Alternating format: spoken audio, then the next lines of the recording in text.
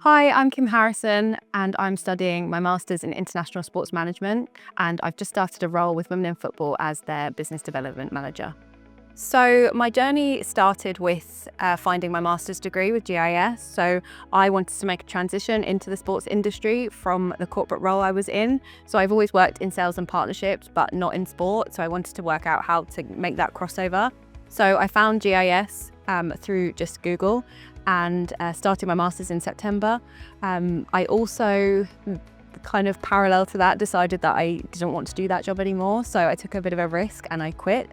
I kind of felt like I needed to finish my master's before I got into sport. So I was going to go into something similar, not in sport, just a job in sales. But actually working with GIS and their encouragement, they said, why would you wait?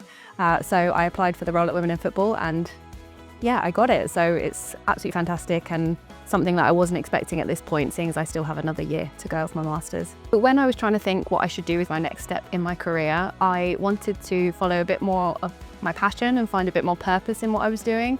I didn't feel that in the role that I was in. I worked in manufacturing and the people around me, some of them absolutely loved it and the way they would speak about it was so passionate, and I just didn't feel that. I didn't feel I was in my place. So I kind of did a bit of soul searching and thought, what do I like?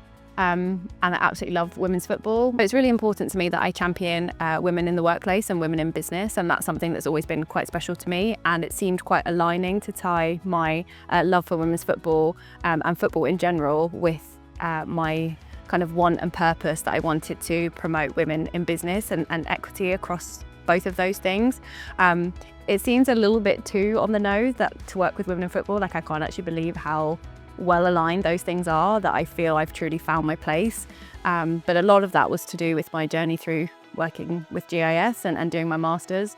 I absolutely love it. I honestly am so passionate about it. I talk to everyone about it, anyone that will listen.